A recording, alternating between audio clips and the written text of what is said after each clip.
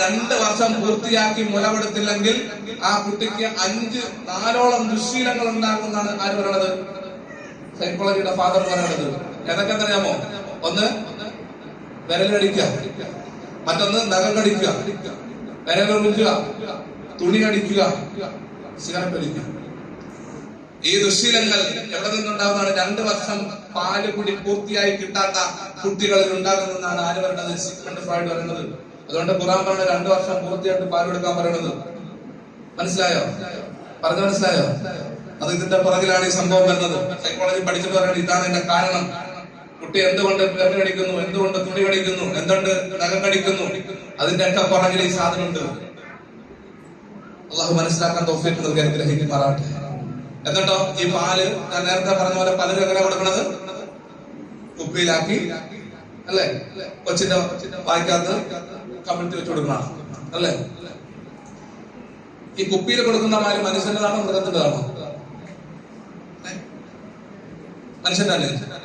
മൃഗത്തിന്റെ പാലാണ് കൊടുക്കുന്നത്, അല്ലെ? മനുഷ്യന്റെ ആണോ?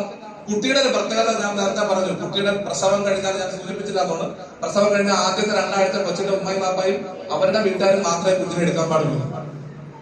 എന്തുകൊണ്ടെന്ന് പറഞ്ഞാൽ കുട്ടി ക്യാച്ചിങ് കപ്പാസിറ്റിയോടുകൂടിയാണ് ഭൂമിയിലേക്ക് വരുന്നത്. ആ കുട്ടിയെ ആരൊക്കെ എടുക്കുന്നു അവരുടെ ഒക്കെ സ്വഭാവം കുട്ടിക്കുണ്ടാവും. വരുന്ന ആളുകളെല്ലാം എന്നാ കണ്ടോ എന്ന് പറഞ്ഞെടുത്ത് കൊടുക്കുമ്പോ എന്ത് സംഭവിക്കും? അവരുടെ ഒക്കെ സ്വഭാവം വരും. അതേപോലെ തന്നെ തൊട്ടുകൊടുക്കുക എന്നുള്ളൊരു കാര്യമുണ്ടല്ലോ, അല്ലെ? ആരെ കൊണ്ടാ തൊട്ടുകൊടുക്കേണ്ടത്? നമ്മൾ ചെയ്യണം എന്താ? ഒന്ന് വാപ്പാടെ വാപ്പായെ കൊണ്ടോ അമ്മായി കൊണ്ടോ, അല്ലെങ്കിൽ ഉമ്മയുടെ വാപ്പായെ കൊണ്ടോ അമ്മായി കൊണ്ടോ. ശരിക്കും തൊട്ടു കൊടുക്കേണ്ടത് നമ്മളുടെ കണ്ണിൽ നല്ല മനുഷ്യരെന്ന് നമുക്ക് 100% ബോധ്യമുള്ള ഒരാളെ കൊണ്ട് തൊട്ടുപിടിപ്പിക്കാം. ആരെ കൊണ്ടാണോ നിങ്ങൾ തൊട്ടുപിടിപ്പിക്കുന്നത് അവരുടെ സ്വഭാവം മൊത്തം കൊച്ചിട്ടുണ്ടാവും. നമ്മൾ തന്നെ പറയാറുണ്ട് ചില സമയത്തൊക്കെ, ആ തൊട്ടുകൊടുത്തല്ല അവരുടെ കളവിയല്ലേ, ആ സ്വഭാവം കാണിക്കും എന്ന് പറഞ്ഞിട്ടില്ലേ? ഒരു സംശയമില്ല അതിനകത്ത്. ഇതൊക്കെ സൈക്കോളജി, ആധുനിക സൈക്കോളജി പ്രൂഫ് ചെയ്ത കാര്യമാണ്. ഹദീസ് കൊണ്ട് സ്ഥിരപ്പെട്ട കാര്യമാണ്. അപ്പൊ എന്താ ഞാൻ പറയുന്നത്? അപ്പോ ഈ പാലിന്റെ കാര്യമാണ് ഞാൻ പറഞ്ഞത്. ഈ കുപ്പിക്കകത്താക്കി കൊടുക്കുന്ന ആരെ പാല? മനുഷ്യനാണോ മൃഗത്തിനാണോ? മൃഗത്തിന്. അപ്പൊ കുട്ടിയുടെ തുടക്ക കാലഘട്ടമാണ്, അല്ലെ? എന്താണോ കിട്ടുന്നത് അത് ക്യാച്ച് ചെയ്യാനുള്ള കപ്പാസിറ്റിയാണ് ആർക്കുള്ളത്? കുട്ടിക്കുള്ളത്. അപ്പോ കുട്ടി മനുഷ്യന്റെ പാല് കുടിച്ചാൽ കുട്ടിക്ക് ആരെ സ്വഭാവം ഉണ്ടാവും? മനുഷ്യന്റെ സ്വഭാവം ഉണ്ടാവും. മൃഗത്തിന്റെ പാല് കുടിച്ചാലോ? പറയും, മൃഗത്തിന്റെ സ്വഭാവം ഉണ്ടാവും. അത് കുട്ടി ഉമ്മയിൽ നിന്ന് കുടിക്കുമ്പോ കുട്ടിക്ക് ആരുമായിട്ടായിരിക്കും ബന്ധം? ഉമ്മയായിട്ട്. കുപ്പിയിൽ നിന്ന് കുടിക്കുമ്പോഴോ ആരുമായിട്ടായിരിക്കും ബന്ധം? കുപ്പിയായിട്ട്. ആ ബന്ധം തന്നെയാണ് ഇപ്പോഴും തുടർന്നുകൊണ്ടിരിക്കുന്നത്. അത് കുപ്പിയുടെ സ്റ്റൈലൊന്നും മാറുന്നതാണ്. ആ കുപ്പി വെച്ച് തന്നെയാണ് ഇപ്പോഴും കുടിച്ചുകൊണ്ടിരിക്കുന്നത്. ഒരു പക്ഷേ ഇനി അതൊക്കെ പഴയ കാലത്ത് കുപ്പി കൊടുത്തതിന്റെ കുഴപ്പമാണെന്ന് തന്നെ അന്വേഷിച്ചോളണം. കുപ്പിയുടെ കളറ് അതിനകത്തുള്ള ലിക്വിഡ് ഒക്കെ ഒന്ന് മാറിയിട്ടുണ്ടെന്നേ ഉള്ളൂ. സാധനം അങ്ങനെ തന്നെയാണ്. അപ്പോ അതിന് വരെ പ്രശ്നങ്ങളുണ്ട്. അള്ളാഹു മനസ്സിലാക്കാനുള്ള തൗഫീഖ് നൽകി അനുഗ്രഹിക്കുമാറാകട്ടെ. ആദ്യത്തെ 2 വയസ്സിന്റെ ഉള്ളിലാണ് ഒരു കുട്ടിയുടെ ബുദ്ധിയുടെ 85% വളർച്ച പൂർത്തിയാവുന്നത്. ഒരു കുട്ടി 3 വയസ്സ് കഴിയുന്നതോടുകൂടി ആ കുട്ടി ആരാകണമെന്ന് ആ കുട്ടിയുടെ ഉള്ളിൽ അതിന്റെ പ്രോസസ്സ് പൂർത്തിയായിട്ടുണ്ടാവും. നമ്മളെന്താണ് മനസ്സിലാക്കുന്നത്? 2 വയസ്സ് വരെ കുട്ടിക്കല്ല അറിയുന്നത്, അല്ലെ? അങ്ങനെയല്ലേ നമ്മൾ ചിന്തിക്കുന്നത്? കൊച്ചിനെ എടുത്തോണ്ട് വീട്ടിൽ പോവാണ് ഉമ്മ. വീട്ടിൽ പോകുമ്പോഴത്തേക്ക് അവളെ ഉമ്മ വീട്ടിൽ ചെല്ലുമ്പോ ചോദിക്കണേ എങ്ങനെയുണ്ട് അമ്മായിയമ്മ? ഇപ്പോ അമ്മായിയമ്മ ഒരു രാക്ഷസി എന്ന് പറയും. കുട്ടി മനസ്സിലാക്കി വാപ്പുമ്മ ഒരു രാക്ഷസിയാണ്. അതോടുകൂടി ഈ വാപ്പുമ്മയോട് ഈ കുട്ടിക്ക് ഒന്നും വെറുപ്പും ദേഷ്യവും. നമ്മൾ ഈ ചില കുട്ടികളൊക്കെ ദേഷ്യം പിടിപ്പിക്കാൻ ഇങ്ങനെയൊക്കെ നോക്കാറുണ്ട്, അല്ലെ? ചില കുട്ടികളൊക്കെ. അപ്പൊ കുട്ടി ഇങ്ങനെ കരയാൻ വേണ്ടി കണ്ണൊക്കെ ഇങ്ങനെ തുളുമ്പി വരുന്നത് കാണാൻ നല്ല രസമാണ്, അല്ലെ? ചില ആളുകൾ ചിരിപ്പിക്കും. അപ്പൊ ചിരിക്കാൻ കുട്ടി ചിരിക്കുന്നതാണ് നല്ല രസമാണ്. ഓർത്ത് വെച്ചോളി, പഴയ കാലത്ത് ആ 2 വയസ്സിന് താഴെ വെച്ചിട്ട് നിങ്ങൾ ദേഷ്യം പിടിപ്പിച്ചിട്ടുണ്ടെങ്കിൽ നിങ്ങളുടെ ആ കുട്ടിക്ക് വളർന്നവർക്ക് ഭയങ്കര ദേഷ്യമായിരിക്കും. നിങ്ങൾ ചിരിപ്പിച്ചിട്ടുണ്ടെങ്കിൽ ആ കുട്ടിക്ക് വളർന്നവർക്ക് നിങ്ങൾക്ക് ഭയങ്കര സ്നേഹമായിരിക്കും. ഇതൊക്കെ അതിന്റെ ഭാഗമാണ്. ഈ 2 വയസ്സിന്റെ കൂടെ കുട്ടിക്കൊന്നും അറിയില്ല നമ്മൾ മനസ്സിലാക്കുന്നുണ്ട്.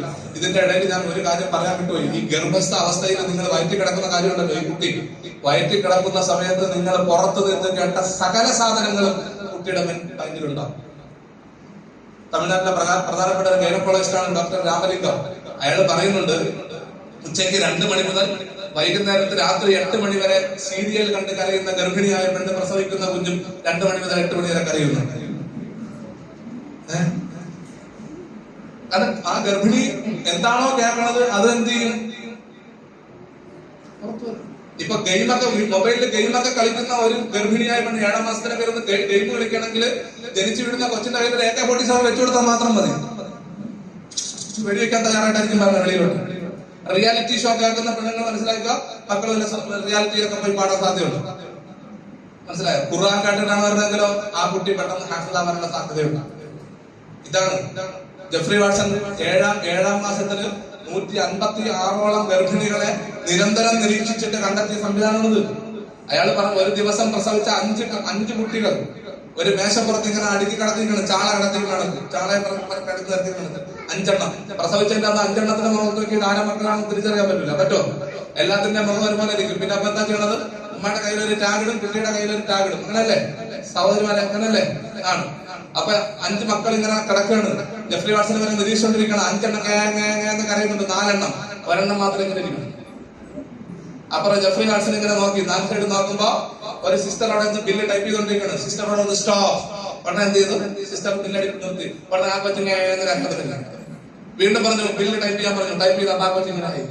അങ്ങനെ കയ്യിലേറ്റാകെ 27 ആരാണ് ഉമ്മ കണ്ടെത്തി. ഉമ്മയോട് ചെന്താ ജോലി? അക്ഷയയിലെ ടൈപ്പിസ്റ്റ് ആണെന്ന് മനസ്സിലായില്ലേ?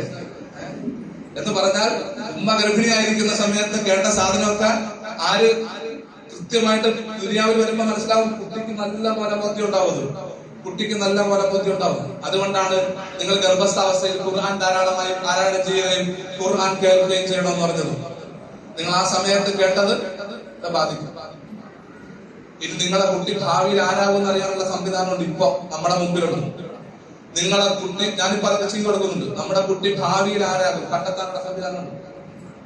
ആ കുട്ടിയുടെ 10 വിരലുകൾ സ്കാനറിലേക്ക് വെച്ചാൽ മതി. അതിന്റെ കോഴ്സ് വരുന്നുണ്ട്. സാറ് പറഞ്ഞിട്ടുണ്ട്, വേണമെങ്കിൽ പഠിച്ചോളാൻ പറഞ്ഞിട്ടുണ്ട്. 13,000 രൂപയാണ് ഫീസ്. ഒറ്റ ദിവസത്തെ ക്ലാസ് ആണ്. ഒറ്റ ദിവസത്തെ ക്ലാസ് 13,000. 4 സംവിധാനം അതിനകത്തുണ്ട്. അതായത് 10 വിരലുകൾ സ്കാനറിലേക്ക് വെച്ചാൽ നമ്മുടെ കുട്ടി ആരാകും കണ്ടെത്താൻ പറ്റും. ഭാവിയിൽ ആരാകും. ഹവാർഡ് ഗാർണർ എന്ന് പറയുന്ന ഇന്ന് അമേരിക്കയിൽ ജീവിച്ചിരിക്കുന്ന സൈക്കോളജിസ്റ്റിന്റെ മൾട്ടിപ്പിൾ ഇന്റലിജൻസ് എന്ന് പറയുന്ന തത്വമുണ്ട്. ഒരു കുട്ടിക്ക് പലതരത്തിലുള്ള ബുദ്ധിയുണ്ട്. ഒരു കുട്ടിക്ക് 9 തരം ബുദ്ധിയുണ്ട്. അതിലേതോ ഒരു 3 തരം ബുദ്ധി മികച്ചിരിക്കും. അതേതാണെന്ന് നേരത്തെ കണ്ടെത്തിയാൽ ആ കുട്ടി ഡോക്ടർ ആവണോ എഞ്ചിനീയർ ആവണോ ആരാവണമെന്ന് നമുക്ക് തീരുമാനിക്കാൻ പറ്റും. പല സ്ഥലത്തും കൊണ്ടൊന്ന് നിർബന്ധിച്ച് ഡോക്ടർ ആവാൻ വേണ്ടി ആക്കി 2 വർഷം കഴിഞ്ഞ് കൊച്ചു നിർത്തും. പറ്റൂല എന്ന് പറയും. കാരണം അതിന്റെ കപ്പാസിറ്റി അതല്ല. സച്ചിൻ ടെണ്ടുൽക്കറെ കൊണ്ടുപോയി പാട്ട് പഠിപ്പിക്കാൻ വിട്ടെങ്കിലും അല്ലെ? AR റഹ്മാനെ കൊണ്ടുപോയി ക്രിക്കറ്റ് കളിക്കാൻ വിട്ടെങ്കിലും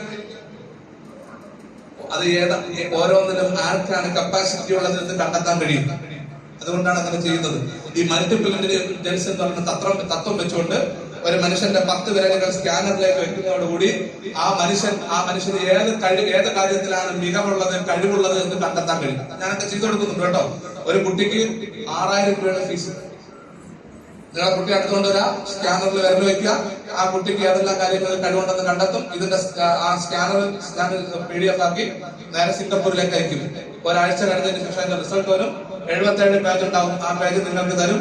നിങ്ങളുടെ കുട്ടി ഏത് കാര്യത്തിലാണ് മികച്ചു നിൽക്കുന്നത് എന്നുള്ളത് കൗൺസിലിംഗ് ചെയ്ത് 6,000 രൂപയുടെ ഒരു കുട്ടിക്ക് ഫീസ് വരുന്നത്. ഈ കോഴ്സ് പഠിക്കുന്നതിന് 13,000 രൂപയാണ് കോഴ്സ്. അതിന്റെ കൂടെ വേറൊരു കാര്യമുണ്ട്. നമ്മുടെ ഇടത് കൈയുടെ ഫിംഗർ തള്ള വിരല് പിന്നെ സ്കാനറിലേക്ക് വെക്കുന്നതോടുകൂടി നമ്മുടെ സ്വഭാവം എന്താണെന്ന് കൃത്യമായിട്ട് പറഞ്ഞുതരാം. നിങ്ങൾ എങ്ങനത്തെ മനുഷ്യനാണ്, നിങ്ങളുടെ ഭാര്യ എങ്ങനത്തെ സ്ത്രീയാണ്, ഇവരെല്ലാം കൊണ്ട് വെച്ചാൽ അവിടെ കിട്ടും. എന്റെ വേണ്ടി സംവിധാനം അതുകൊണ്ടാണ് ഞാൻ ധൈര്യമായിട്ട് പറഞ്ഞ നിങ്ങളെ മുന്നിൽ.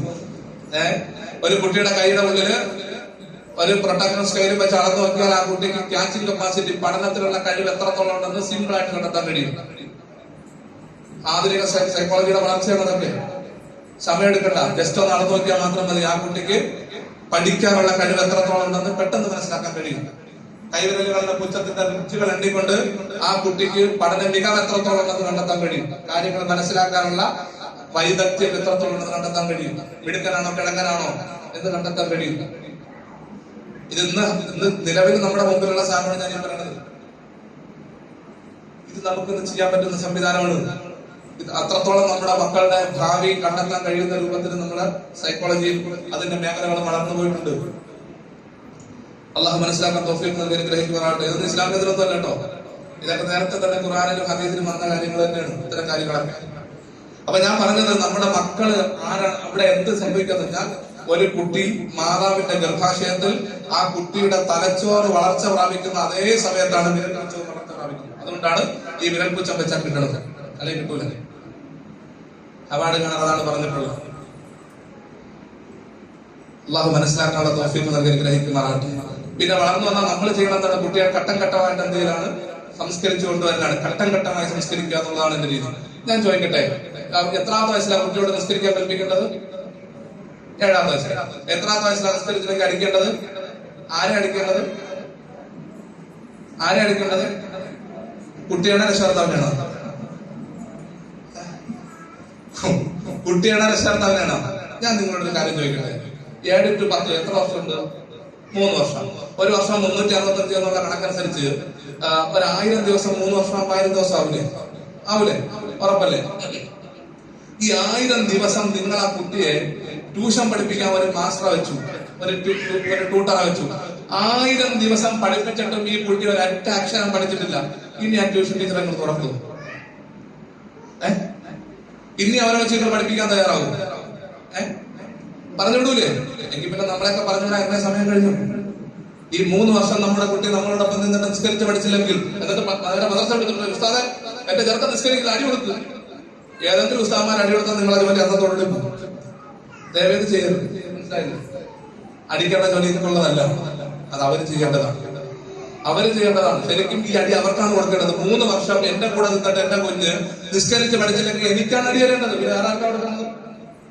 ശരിയല്ലേ സാർ? അല്ലേ? എന്റെ കുട്ടി എന്റെ കൂടെ നടന്നിട്ട് എന്നെ കണ്ട ആ കുട്ടിക്ക് പഠിക്കാൻ കഴിയുന്നില്ലെങ്കിൽ എന്റെ കുഴപ്പമല്ലേ അത്? ആണോ? അല്ലേ? ഇത് മനസ്സിലാക്കണം നമ്മൾ. അള്ളാഹു മനസ്സിലാക്കാനുള്ള തൗഫീഖ് നൽകി ഗ്രഹിക്കുമാറാട്ടെ. അപ്പൊ ഈ ഒരു ഘട്ടം ഘട്ടമായി വളർത്തിക്കൊണ്ട് വരുന്നതിന്റെ ഭാഗത്താണ് പിന്നെ മഹാനായ ഉമർ ഇബ്നുൽ ഖത്താബ് റളിയല്ലാഹു അൻഹു വാക്കുണ്ട്. എന്താണെന്നറിയാമോ? എന്താണ്? ലാഇബു അവലാദകും സബ്അ വഅദ്ദിബുഹും സബ്അ വസാഹിബുഹും സബ്അ എന്നൊരു പ്രയോഗം വസാരി ഇമാം ഇഹ്യയിൽ എടുത്തുകൊണ്ട് വന്നിട്ട് ഭയങ്കര അത്ഭുതം കൂടിയ ഒരു വാക്കാണത്. നിങ്ങളെ മക്കളെ ആദ്യത്തെ 7 വർഷം കുട്ടികളോട് നിങ്ങൾ കളിക്കണം.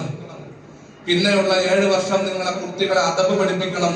പിന്നെയുള്ള 7 വർഷം നിങ്ങളെ കുട്ടികളുടെ കൂട്ടുകാരായി നിങ്ങൾ മാറണം. അല്ല വാപ്പയല്ല, കൂട്ടുകാരായി നിങ്ങൾ മാറണം. ആ കുട്ടിയെ നിങ്ങൾ അതിന്റെ വഴിക്ക് വിട്, അത് വഴിതെറ്റി പോവില്ല.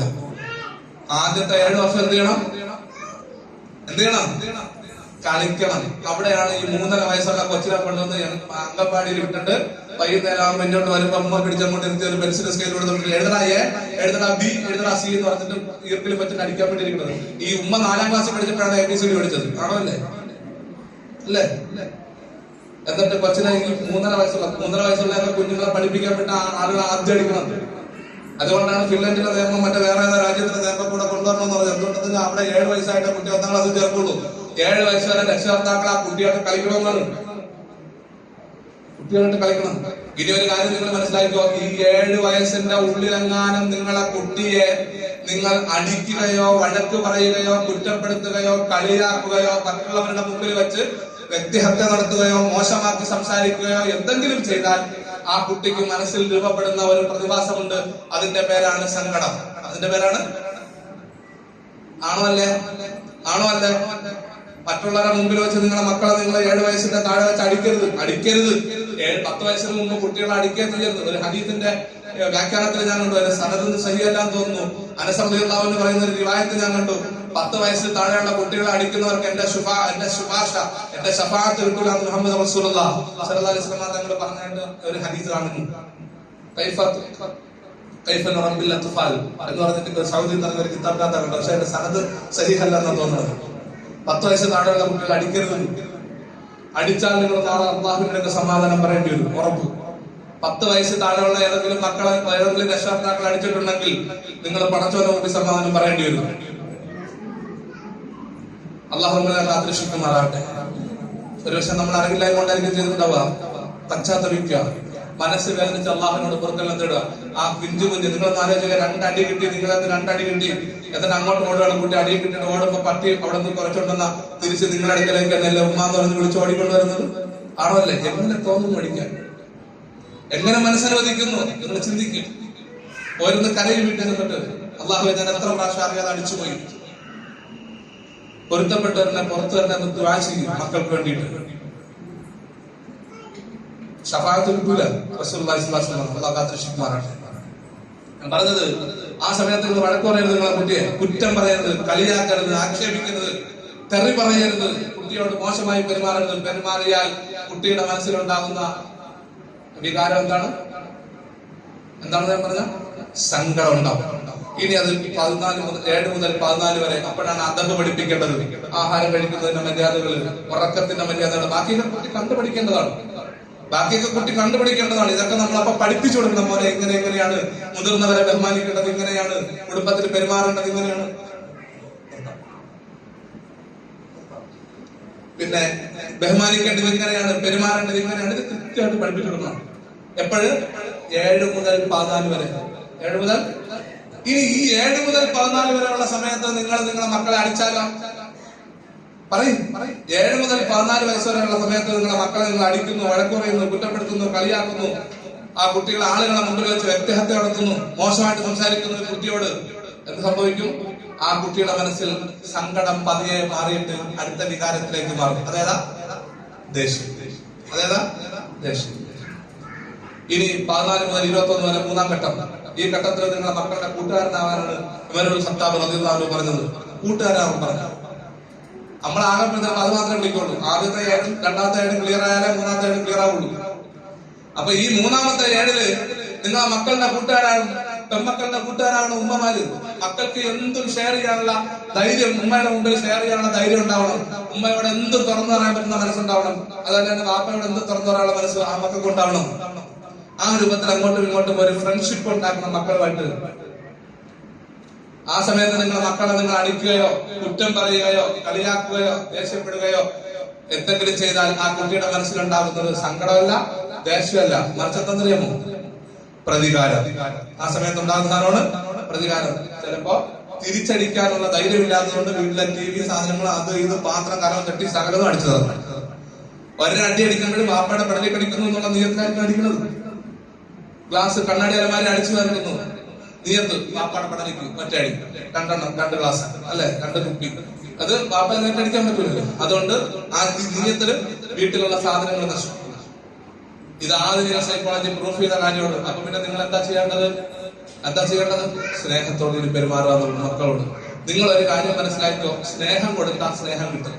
വിതച്ചതേ കൊയ്യാൻ പറ്റുള്ളൂ. സംശയമില്ലല്ലോ അല്ലെ? സ്നേഹം കൊടുത്താൽ സ്നേഹം തിരിച്ചിട്ട് ഉറപ്പാണ്. നിങ്ങളെ മക്കളെ നിങ്ങൾ നന്നായി സ്നേഹിച്ചോ, ആ സ്നേഹം തിരിച്ചിട്ടും. നിങ്ങൾ നേരം വെളുത്ത് വാതിൽ തുറന്ന് ഇങ്ങനെ ഇറങ്ങുമ്പോ ഒരാൾ നിങ്ങളുടെ വീട്ടിന് മുമ്പിലേക്കാണ് സലാം പറഞ്ഞ് പുഞ്ചിരിച്ചുകൊണ്ടാണ് വന്നത്. നിങ്ങൾ അയാളെ മുഖത്ത് നോക്കി കുരയ്ക്കൂ, അതല്ല സന്തോഷത്തോട് സലാം പറഞ്ഞ് ചിരിക്കൂ. ചിരിക്കൂലേ നമ്മള്? അല്ലെ? നിങ്ങൾ വാതിൽ തുറന്നപ്പോഴേ ഒരുത്തം ദേഷ്യപ്പെട്ട വീട്ടിന് മുമ്പിൽ വന്നിരിക്കണം, നിങ്ങൾ അയാളെ മുഖത്തൊക്കെ തിരിച്ചോണ്ടിരിക്കൂ. ഓടാൻ്റെ വിളിക്കുന്നവരെ അല്ലെ? അപ്പൊ ഇങ്ങോട്ടൊരാൾ ദേഷ്യം തന്നാൽ നമ്മൾ അങ്ങോട്ട് ദേഷ്യം കൊടുക്കുന്ന പോലെ, ഇങ്ങോട്ടൊരാൾ സ്നേഹം തന്നാൽ നമ്മൾ അങ്ങോട്ട് സ്നേഹം കൊടുക്കുന്ന പോലെ നിങ്ങളെ മക്കൾക്ക് നിങ്ങൾ സ്നേഹം കൊടുക്കുകയും അവർ തിരിച്ച് സ്നേഹം തരും. എന്താണോ കൊടുക്കുന്നത് അതേ തിരിച്ചു വിട്ടു. ഉറപ്പ്. അതേ തിരിച്ചു വിട്ടു. അതുകൊണ്ട് നിങ്ങളിപ്പോ ഈ മക്കളെ പാമ്പേഴ്സൊക്കെ നടത്തുന്നവരുണ്ട് അല്ലെ? ഏതെങ്കിലും വളരെ അപൂർവം യാത്രകളിലൊക്കെ അതിന് ഉപയോഗിക്കാന്നുള്ളതല്ലാതെ ചില ഉമ്മമാരുണ്ട് മൂത്രം പിന്നെ ഡ്രസ് വീണു, അങ്ങനെ ചെയ്തു, നിസ്കാരം അങ്ങനെ ഇങ്ങനെ എപ്പോഴും പാമ്പേഴ്സ് എടുത്തിട്ട് നടക്കുന്ന ഉമ്മമാരുണ്ട്. മനസ്സിലായിക്കോളി, നിങ്ങളെങ്ങാനും ഒന്ന് തളർന്ന് വീണ് പോയാൽ 65 വയസ്സുള്ള ആളുകൾക്ക് ഇടാനുള്ള പാമ്പേഴ്സും മെഡിക്കൽ സ്റ്റോറിൽ എടുത്തു അങ്ങോട്ട് കണ്ടതിട്ടുണ്ടെങ്കിൽ ഇപ്പൊ തിരിച്ചതിട്ട് തരും. ഉമ്മാക്കും അപ്പാക്കും ഇട്ട് തരും. അത് സൂക്ഷിച്ചോളണം. അത്ര മൂത്രാന്റെ ശരീരത്തിൽ വീഴേണ്ടെന്ന്. പഴയകാല ഉമ്മമാരൊക്കെ അങ്ങനെ കഷ്ടപ്പെട്ടു നമ്മളൊക്കെ വളർത്തിയത് അല്ലെ? അതുകൊണ്ടാണ് തിരിച്ച് നമുക്ക് അവരോടൊന്നും മോശമായിട്ട് സംസാരിക്കാൻ തോന്നാത്തത്. നമ്മൾ അവർ പറയുന്നതെല്ലാം അനുസരിക്കുന്നത് എന്തുകൊണ്ടാന്ന് വെച്ചാൽ നമ്മളെ ഉമ്മ നമുക്ക് വേണ്ടി കഷ്ടപ്പെട്ടതിന്റെ ബോധ്യം നമുക്കുള്ളത് കൊണ്ടാണ്. ആണോ അല്ലേ? ഇത് ഉണ്ടാവട്ടെ. നമ്മൾ നമ്മുടെ മക്കൾക്ക് വേണ്ടി കഷ്ടപ്പെടട്ടെ. ഒരു കാര്യങ്ങൾ നിങ്ങൾ മനസ്സിലാക്കിയോ, ഞാൻ അതിനകത്ത് പറയാൻ വിട്ടുപോയ ഒരു കാര്യമാണ്. മാനസിക സുരക്ഷിതത്വം നഷ്ടപ്പെട്ടു പോകുന്ന ഒരു കാര്യം ഞാൻ പറഞ്ഞു, വാപ്പയും അമ്മയുടെ കൂടുതലാണെന്ന്. രണ്ടാമത്തെ 3-ാമത്തെ കാര്യമുണ്ട്. രണ്ടാമത്തെ കാര്യം എന്താണെന്നോ, നിങ്ങളെ മക്കളെ പഠിക്കാൻ വിട്ടിട്ട് നിങ്ങൾ മൊബൈൽ വെച്ച് നോക്കിക്കൊണ്ടിരിക്കുന്നത് കുട്ടിയുടെ മാനസിക സുരക്ഷിതത്വം നഷ്ടപ്പെടും. കുട്ടി പഠിക്കൂല. അള്ളാഹു എന്താണെന്ന് വീഡിയോ കണ്ടോണ്ടിരിക്കുന്നത്, എനിക്കൊന്ന് കാണാൻ പറ്റില്ല, ഇങ്ങനെ ചിന്തിക്കുക. അല്ലെങ്കിൽ നിങ്ങൾ കുട്ടി അപ്പുറത്തെ റൂമിൽ ഇരുന്ന് പഠിപ്പിച്ചിട്ട് ഇപ്പുറത്ത് ടി വി കണ്ടുകൊണ്ടിരിക്കുന്നത് കുട്ടിയുടെ സുരക്ഷിതത്വം നഷ്ടപ്പെടുത്തും, കുട്ടിയുടെ മൈൻഡ് തന്നെ തകർത്തും. ഞാൻ ഖത്തറിൽ വെച്ചിട്ട് ഒരു കുട്ടിയെ കൗൺസിൽ ചെയ്തു. രാത്രി ഫുള്ളിരുന്ന് പഠിക്കുന്ന കുട്ടിയാണ്, പക്ഷെ 10ാം ക്ലാസ്സിൽ തോറ്റുപോയി. എന്റെ കൗൺസിലിംഗിന് കൊണ്ടുവന്ന് ഖത്തറിൽ വെച്ചിട്ട് ഞാൻ അങ്ങനെ കൗൺസിൽ ചെയ്യുന്ന സമയത്ത് മനസ്സിലായി ആ കുട്ടിയുടെ പ്രശ്നം എന്ന് പറഞ്ഞാൽ ഈ കുട്ടി പാഠം പഠിക്കുന്നു, പക്ഷെ ടിവിയുടെ ശബ്ദം ഇങ്ങനെ കേട്ട് പഠനത്തിലെ കുട്ടി പറയലായിരുന്നു, തോറ്റുപോയി. 10ാം ക്ലാസ്സിൽ പഠിക്കുന്നുണ്ടോ ആ പടത്തിന് മുമ്പിൽ, ഉമ്മയുടെ മുമ്പിൽ കുട്ടി എന്താണ് പഠിക്കുന്നുണ്ട്. നിങ്ങളെ മക്കൾ പഠിക്കുന്ന സമയത്ത് നിങ്ങൾ ഈ മൊബൈൽ മാറ്റിയിടും. അല്ലെങ്കിൽ തന്നെ നമുക്ക് മൊബൈലിൽ എന്തറിഞ്ഞിട്ടാണ് നമ്മൾ ഉപയോഗിക്കുന്നത്, എന്തറിഞ്ഞിട്ടാണ് ഉപയോഗിക്കുന്നത്. ഞാൻ നിങ്ങളോട് സംശയം ചോദിച്ചോട്ടെ. ഈ നിങ്ങളിപ്പോ ഒരു ഉസ്താദ് ഒരു 10-20 വയസ്സുള്ള ഒരു പെണ്ണിന് മൊബൈലിൽ വാട്സാപ്പിൽ ഹായ് എന്ന് മെസ്സേജ് അയച്ചു, തെറ്റാണോ? ആ പെണ്ണ് തിരിച്ച് റിപ്ലൈ ഒന്നും കൊടുത്തില്ല, തെറ്റാണോ? തെറ്റാണോ? സംശയമില്ലേ? ആണോ അല്ലേ? തെറ്റാണോ? ഒരു ഹായ് അയച്ചോളാം, തിരിച്ച് റിപ്ലൈ ഒന്നും കൊടുത്തില്ല, അത് തെറ്റാണോ? ഉണ്ടെന്നില്ല, തെറ്റാണോ? തെറ്റാണോ? എന്ത് തെറ്റാ? ചെയ്യാൻ പാടില്ലാത്ത തെറ്റല്ലേ? വൻപാവത്തിലേക്കാൻ പെട്ടതാണോ? ഓക്കെ. ഇനി 2 പ്രാവശ്യം ഹായ് അയച്ചു, തിരിച്ച് റിപ്ലൈ ഒന്നും കൊടുത്തില്ല, തെറ്റാണോ? അത് നമുക്ക് ശരിക്കും ഇത് ഉപയോഗിക്കണമെന്ന് അറിഞ്ഞൂടാ. അതാണ് നമ്മൾ എങ്ങനെ ഉപയോഗിക്കണം, മൊബൈൽ എങ്ങനെ ഉപയോഗിക്കണം നമുക്ക് ഇതൊരു പിടുത്തം കിട്ടിയിട്ടില്ല. ഒരു പ്രാവശ്യം ഹായ് അയച്ച ആ പെണ്ണ് അതിന്റെ റിപ്ലൈ കൊടുക്കാതെ കൊണ്ടുവന്ന് കേസ് കൊടുത്താൽ 30,000 രൂപയും 3 മാസം തടവും അനുഭവിക്കേണ്ടി വരും. 2 ഹായ് അയച്ചാൽ 60,000 രൂപയും 6 മാസം തടവും അനുഭവിക്കേണ്ടി വരും. 3 ഹായ് അയച്ചാൽ 1,00,000 രൂപയും 1 വർഷം പോലീസ് അകത്തിട്ട് തടവും. നമ്മൾ ഇത് അറിഞ്ഞിട്ടാണ് അത് ചെയ്യുന്നത്. നമുക്ക് മൊബൈലിന്റെ എന്ത് സാധനം അറിയാം. ഞാൻ ടെക്നീഷ്യനാണ്, അതുകൊണ്ടാണ് ഞാൻ ധൈര്യമായിട്ട് പറയണത്. നിങ്ങൾ വിചാരിക്കില്ല ഈ സാധനം നിങ്ങൾ ഓഫാക്കിയിട്ടില്ല, ഈ സാധനം ഇത് ഓഫാക്കിയാൽ ഓഫാകും എന്ന് വിശ്വാസമുള്ള ആളുകൾ ദൈവമൊക്കെ, സ്വിച്ച് ഓഫ് ആക്കിയാൽ സ്വിച്ച് ഓഫ് ആകും എന്ന് വിശ്വാസമുള്ള ആളുകൾ ദൈവമൊക്കെ. ഒരിക്കലും ആവില്ല ഈ സാധനം. ഇത് നിങ്ങൾ ബെഡ്റൂമിൽ കൊണ്ട് കയറൂ, നിങ്ങളുടെ രഹസ്യങ്ങളെല്ലാം പുറത്തു വരും, ഉറപ്പ്. ഈ സാധനം അകത്തിരുന്നാൽ ഇത് വെച്ച് റെക്കോർഡ് ചെയ്യാൻ പറ്റും കേട്ടോ. ഈ സാധനം വെച്ചിട്ട് ഇത് സ്വിച്ച് ഓഫ് ആക്കിയാൽ ഇതിനകത്ത് CMOS ബാറ്ററി എന്നതിന് ബാറ്ററി ഉണ്ട്. ആ ബാറ്ററി വർക്ക് ചെയ്യുന്നതുകൊണ്ടാണ് നമ്മൾ ഓഫ് ആക്കി ഓൺ ആക്കുമ്പോൾ കറക്റ്റ് ടൈം വരുന്നത്. പഴയ കാലത്ത് നോക്കിയുടെ 33 സെറ്റ് ഉണ്ടായിരുന്നല്ലോ അല്ലേ? ഓഫ് ആക്കിയിട്ട് ഓൺ ആക്കിയിട്ടുണ്ടായിരുന്നു, സമയം നമ്മൾ അഡ്ജസ്റ്റ് ചെയ്ത് പിടിച്ചു വെച്ചിട്ട് കൊടുക്കും, കേട്ടായിരുന്നു. ഇപ്പൊ അതില്ല. എന്തുകൊണ്ടെന്ന് ഇത് ഓഫ് അല്ല, അതിന്റെ ഉള്ളിൽ അത് വർക്ക് ആണ്. അതിനകത്ത് CMOS ബാറ്ററി എന്നൊരു ബാറ്ററി ഉണ്ട്. ആ ബാറ്ററി ഓൺ ആയിട്ട് വർക്ക് ആയിക്കൊണ്ടിരിക്കുകയാണ്. അതുകൊണ്ടാണ് MI ഷവോമിയുടെ TV വാങ്ങി വീട്ടിൽ 55 TV വാങ്ങി വീട്ടിൽ വെച്ച് ഭർത്താവ് വീട്ടിൽ വെച്ചിട്ട് പോയി ബെഡ്റൂമിലാണ് വെച്ചിരുന്നത്. കുറച്ച് കഴിഞ്ഞപ്പോഴത്തേക്ക് ഭാര്യ കുളിക്കുന്നതിന്റെ വീഡിയോ നേരെ എവിടെ എത്തി? ഭർത്താവിന്റെ മൊബൈലിലെത്തി. കാരണം ഇതിന്റെ ഉള്ളിൽ TV ഉണ്ട്, ക്യാമറ ഉണ്ടായിരുന്നു, അറിഞ്ഞില്ല. അത് കണക്ഷൻ ഒന്നും കൊടുക്കണ്ട, ഊരിയിട്ടിരുന്നാൽ മതി കേട്ടോ. റെക്കോർഡ് ഞാൻ ഈ സാധാരണ എന്തൊക്കെ ഈ സംശയം ഭാര്യ ഭർത്താക്കന്മാരുടെ ഇടയിൽ സംശയമുള്ള ആളുകളുണ്ടാവും. ഭാര്യയ്ക്ക് ഭർത്താവിന് സംശയം, ഭർത്താവിന് ഭാര്യ സംശയം. അവർക്ക് ഞാനൊരു ആപ്ലിക്കേഷൻ പരിചയപ്പെടുത്തി കൊടുക്കാറുണ്ട്. ആ ആപ്ലിക്കേഷൻ രണ്ടുപേരും ഫോണിൽ ഇൻസ്റ്റാൾ ചെയ്തോളാൻ പറയും. എന്താ പ്രത്യേകം അറിയാമോ? ഭാര്യയ്ക്ക് വരുന്ന എല്ലാ മെസ്സേജും ഭർത്താവിന് കാണാം. ഭാര്യയ്ക്ക് വരുന്ന എല്ലാ ഫോൺ കോളും ഭർത്താവിന് റെക്കോർഡ് ചെയ്ത സമയം പോലെ കേൾക്കാം. ഭാര്യയുടെ വേണമെങ്കിൽ ഭാര്യയുടെ മൊബൈലിന്റെ ഫ്രണ്ട് ക്യാമറയും ബാക്ക് ക്യാമറയും ഭർത്താവിന് ഗൾഫിൽ ഇരുന്നുകൊണ്ട് ഓണാക്കി നോക്കാം. എവളിപ്പോ എന്ത് ചെയ്യുന്നു? ഫ്രണ്ട് ക്യാമറ നോക്കാം. അത് കിട്ടിയ ബാക്ക് ക്യാമറ അടിച്ചു നോക്കാം. ഭാര്യ അറിയില്ല, അവൾ അറിയാതെ അവളുടെ മൊബൈലിന്റെ ഫ്രണ്ട് ക്യാമറയും ബാക്ക് ക്യാമറയും ഓണാകും. അവളുടെ വാട്സപ്പ് മുഴുവനായിട്ട്, വാട്സപ്പ് അടക്കം 50 സോഷ്യൽ മീഡിയ പ്ലാറ്റ്ഫോം ഇയാളുടെ മൊബൈലിലൂടെ വീക്ഷിക്കാം. അതും കിട്ടുന്നില്ലെങ്കിൽ രാത്രിയാണ് മൊബൈൽ ഫുള്ള് റൂമിലെല്ലാം ലൈറ്റ് ഓഫ് ആക്കിയിട്ട് ഫ്രണ്ട് ക്യാമറ ഓഫ് ആക്കിയിട്ട് ഓണാക്കിയിട്ടൊന്നും കിട്ടുന്നില്ല, ബാക്ക് ക്യാമറ ഓണാക്കിയിട്ടൊന്നും കിട്ടുന്നില്ല. മൊബൈലിന്റെ സ്ക്രീൻ, അവരുടെ മൊബൈലിന്റെ സ്ക്രീൻ 1 മിനിറ്റ് നേരം നമുക്ക് കാണാം. അപ്പൊ മൊബൈൽ എന്തുകൊണ്ടിരിക്കണം അത് കാണാം. ഇത് ഞാൻ ഇപ്പൊ പറഞ്ഞെന്തിനാമോ? നിങ്ങളുടെ കുട്ടികൾക്ക് നിങ്ങൾ മൊബൈൽ കൊടുക്കണമെങ്കിൽ ഈ ആപ്ലിക്കേഷൻ ഇൻസ്റ്റാൾ ചെയ്താൽ കൊടുക്കാവും. കുട്ടികൾ എവിടെ കയറുന്നു www. അടിക്കുമ്പോഴേ നമുക്ക് മനസ്സിലാവും ആ ഒരു സോഫ്റ്റ്വെയർ കയറാൻ പോവുകയാണ്. അപ്പോഴേ വിവരം കിട്ടും. അത് മാറ്റി വെച്ചേരാം എന്ന് പറയാം, കിട്ടൂല. അത് നമുക്ക് വേണമെങ്കിൽ അത് ക്ലോസ് ചെയ്യാം. അത് ഓപ്പൺ ആക്കാതിരിക്കാൻ ആ സൈറ്റ് ബ്ലോക്ക് ചെയ്യാം നമുക്ക് നമ്മുടെ മൊബൈലിൽ നിന്ന്. പാരന്റ് കൺട്രോളിന്റെ സംവിധാനം ചെയ്യാതെ നിങ്ങളുടെ മക്കൾക്ക് നിങ്ങൾ മൊബൈൽ കൊടുക്കൂ, അവരുടെ ഭാവി നശിക്കും. ഞാൻ നേരത്തെ കുട്ടികളോട് പറഞ്ഞു, അതായത് നമ്മുടെ ഈ കണ്ണ് 576 മെഗാ പിക്സലാണ്. ഇതുവരെ അതിനുള്ള സംവിധാനം ക്യാമറ വന്നിട്ടില്ല. 576 മെഗാ പിക്സലാണ്. ജനിച്ചതിന്റെ അന്ന് മുതൽ റെക്കോർഡിംഗ് നടന്നുകൊണ്ടിരിക്കുകയാണ്. ഇതുവരെങ്കിലും മെമ്മറി പൂർത്തിയായോ? തലച്ചോറ് മെമ്മറി ഫുൾ ആയിട്ടുണ്ടോ? ആവൂലൊരിക്കലും. അതാണ് ഒരു ന്യൂറോണിന്റെ കപ്പാസിറ്റി. ഈ സാധനം, ഈ കണ്ണിന്റെ കണക്ഷൻ എവിടെ അറിയാമോ? ഈ മൈക്കിന്റെ കണക്ഷൻ ആംപ്ലിഫയർ ഈ കണ്ണിന്റെ കണക്ഷൻ ഇവിടെയാണ്. വിഷ്വൽ കോർട്ടക്സ് എന്ന് പറയുന്നത് ഇവിടെയാണ്. അവിടെ ആ കണ്ണിലേക്ക് കണക്ഷൻ കൊടുത്തിരിക്കുന്നത് നമ്മുടെ തലമുടിയേക്കാൾ നേർത്ത 2 ഞരമ്പുകളാണ്. കുറെ നേരം നിരന്തരം ഇങ്ങനെ മൊബൈലിൽ നോക്കിക്കൊണ്ടിരിക്കുകയാണെങ്കിൽ എന്ത് സംഭവിക്കും? ഈ ഞരമ്പുകൾ കരിഞ്ഞിട്ട് കണ്ണിന്റെ കാഴ്ച ശക്തി നഷ്ടപ്പെടും. അത് ന്യൂറോണിനെ ബാധിച്ചിട്ട് ഓരോ ന്യൂറോൺ ലക്ഷക്കണക്കിന് ഇരട്ടി കപ്പാസിറ്റി ഉള്ള ഓരോ ന്യൂറോണുകളും കരിഞ്ഞു തുടങ്ങും. കരിഞ്ഞ് കരിഞ്ഞ് കരിഞ്ഞ് കരിഞ്ഞ് കരിഞ്ഞ് കുട്ടി ഒന്നിനും കൊള്ളാത്തവനായി മാറും. 100 ബില്യൺ ന്യൂറോൺ ഉണ്ടെന്ന് പറഞ്ഞത് അതിന്റെയൊക്കെ കപ്പാസിറ്റി നഷ്ടപ്പെടും. കുട്ടി ഒന്നിനും കൊള്ളാത്തവനായി മാറും.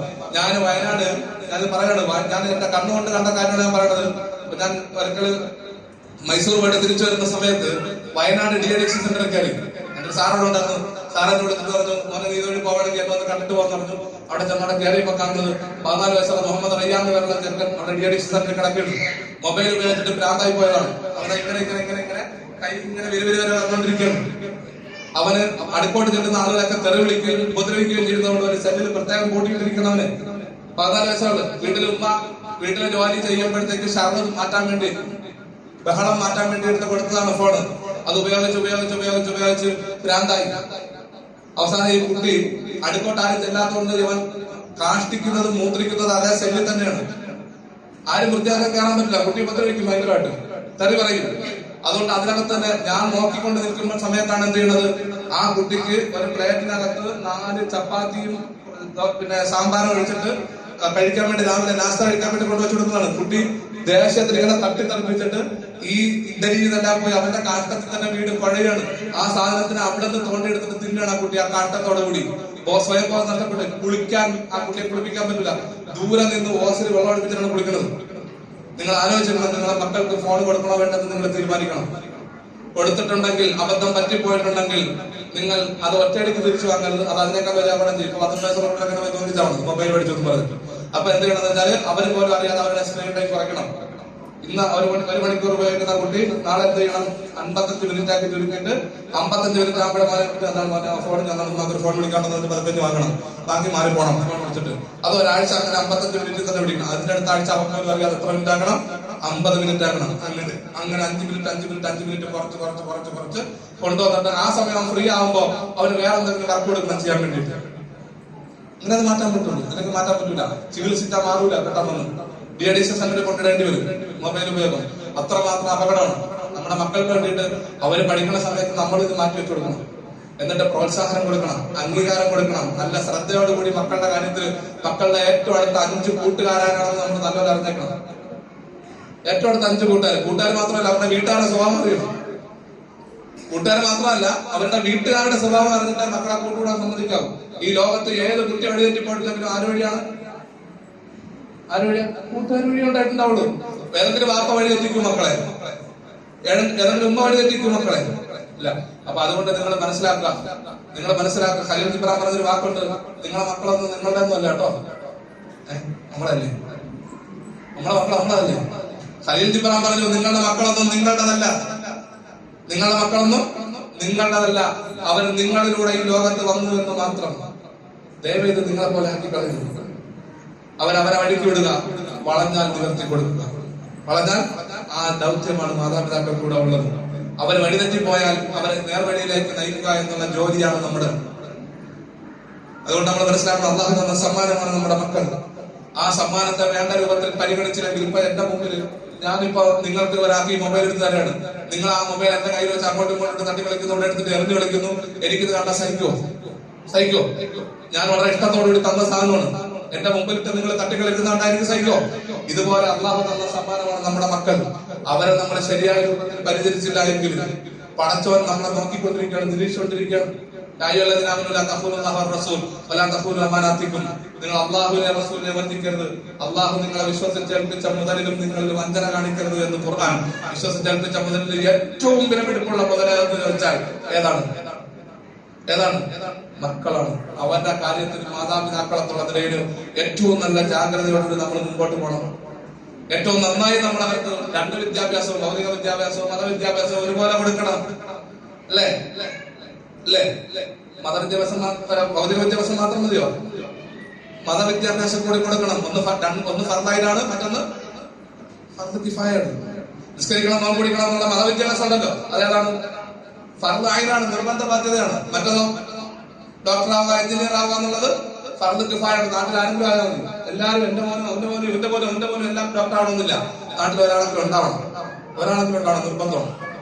ഒരു ഡോക്ടർ ഉണ്ടാവണം, ഒരു എഞ്ചിനീയർ ഉണ്ടാവണം, എല്ലാ മേഖലയിൽ വർക്ക് ചെയ്യുന്ന ആൾ ഒരു മഹലിന്റെ ഉള്ളിൽ ഉണ്ടാകുമ്പോഴാണ് ആ മഹലാനാവുന്നത് സമ്പൂർണ്ണ മഹലായി മാറുന്നത്. മഹല്ല് കമ്മിറ്റിക്കാർ ക്ലാസ്സിൽ പോകുന്നുണ്ട് എങ്ങനെയാണ് മഹല്ല് മാനേജ്മെന്റ് ചെയ്യേണ്ടതെന്ന് നേരെ കുറിച്ച്. അപ്പോ ഇതെല്ലാം ആയി വരണം. അപ്പൊ നമ്മുടെ കുട്ടിക്ക് എന്താ കപ്പാസിറ്റി ഉള്ളതാണെന്ന് കണ്ടെത്തി ആ കുട്ടിയെ നമ്മൾ 2 വിദ്യാഭ്യാസം കൊടുക്കണം. തടാവസ്ഥ പറഞ്ഞതുപോലെ ഭൗതിക വിദ്യ വാഹനം കൊള്ളാമടോ, ആത്മീയ വിദ്യ യാതൊരു പ്രേക്കടോ, രണ്ടും കൊടുക്കണം. ഭൗതിക വിദ്യാഭ്യാസം കൊടുക്കുന്നതിനോടൊപ്പം ആത്മീയ വിദ്യാഭ്യാസം നന്നായി കൊടുക്കണം. അപ്പോഴാണ് കുട്ടിക്ക് അതവുണ്ടാവുന്നത്, അച്ചടക്കം ഉണ്ടാവുന്നത്.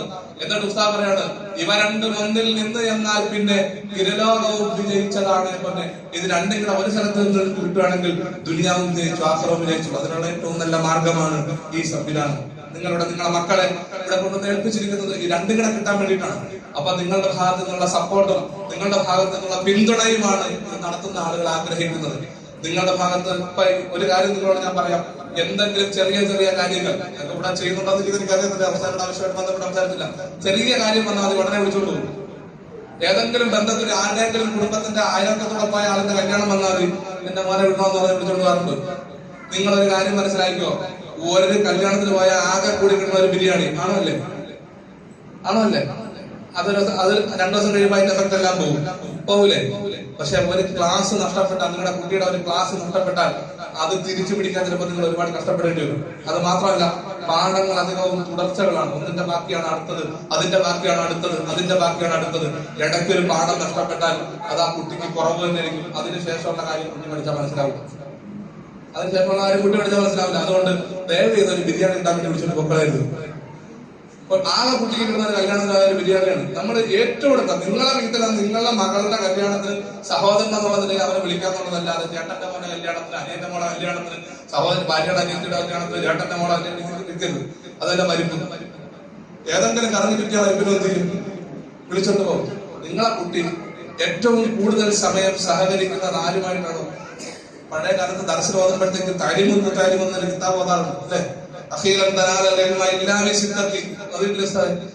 അറിവ് കിട്ടുന്നത് 6 കാര്യങ്ങൾ കൊണ്ടാണ്. അതിലൊന്ന് ഇർഷാദ് ഉസ്താദ് തൂല് സമാൻ. ഇർഷാദ് ഉസ്താദ് എന്ന് പറഞ്ഞാൽ നല്ല ഉസ്താദന്മാരുടെ ഒരു തർബിയത്ത് അവിടെ നിന്ന് കിട്ടുന്നുണ്ട്. തൂല് സമാൻ, കുറെ കാലം ആ ഉസ്താദന്മാരോട് സഹകരിച്ച് കിട്ടുമ്പോൾ അവരുടെ സ്വഭാവവും അവരുടെ പ്രവർത്തനങ്ങളും അവരുടെ വളർച്ചയും അവരുടെ നിയന്ത്രണമൊക്കെ കണ്ട് ഈ ഉസ്താദന്മാരെ പോലെ കുട്ടി ആകലാണ്. ഉസ്താദന്മാരെ പോലെ ആകലാണ് കുട്ടി. അള്ളാഹു മനസ്സിലാക്കാൻ തൗഫീഖ് നൽകി അനുഗ്രഹിക്കുമാറാകട്ടെ. അല്ലെങ്കിൽ പിന്നെ നമുക്ക് അതിനുള്ള കപ്പാസിറ്റി ഉള്ള നമ്മൾ പറയുന്ന പൊന്നു മോനെ നീ എന്നെ പോലെ ആളാണ്, അങ്ങനെ പറയാൻ ധൈര്യമുള്ള ആളുകളെന്ന് കൈവന്നിക്കുക പറയും. ഉമ്മ പറയാണ്, പൊന്നു മോനെ നീ എന്നെ കണ്ടു വളർക്കുക, അല്ലെങ്കിൽ മോളെ നീ എന്നെ കണ്ടു വളരടി എന്ന് പറയാൻ ധൈര്യമുള്ള ഉമ്മ ഉണ്ടെങ്കിൽ കൈവന്നിക്കുക. ഇല്ലെങ്കിൽ പിന്നെ നമ്മളിവിടെ ആക്കി കൊടുക്കുക. അവര് പറയുന്നതും അതുപോലെ നമ്മളെ മക്കളെ അനുസരിക്കാൻ പ്രേരിപ്പിക്കുക. അവരെ ഒരിക്കലും ഒരു ഉസ്താദ് മോശമാക്കൂല, ഒരു സ്ഥാപനക്കാരൻ മോശമാക്കൂല. അവർ നന്നായി പഠിപ്പിച്ച് നിങ്ങൾ ഉദ്ദേശിച്ചതിനേക്കാൾ ഒരു പടി മുമ്പിലാക്കി ഇൻഷാ അല്ലാഹ് കുട്ടികളെ നിങ്ങൾക്ക് തിരിച്ചു തരും. അള്ളാഹു നമ്മുടെ മക്കളെയൊക്കെ സാന്നിധ്യങ്ങളാക്കട്ടെ. ഇരു ലോകത്തും നമുക്ക് ഉപകാരപ്പെടുന്ന മക്കളാക്കി അള്ളാഹു കബൂലാക്കുമാറാകട്ടെ. അതിനുള്ള എല്ലാ സൗകര്യങ്ങളും പിന്തുണയും നിങ്ങളുടെ ഭാഗത്തു നിന്ന് ഉണ്ടാവണമെന്ന് മാത്രം അറിയിച്ചുകൊണ്ട് ഞാൻ എന്റെ വാക്കുകൾ അവസാനിപ്പിക്കുകയാണ്.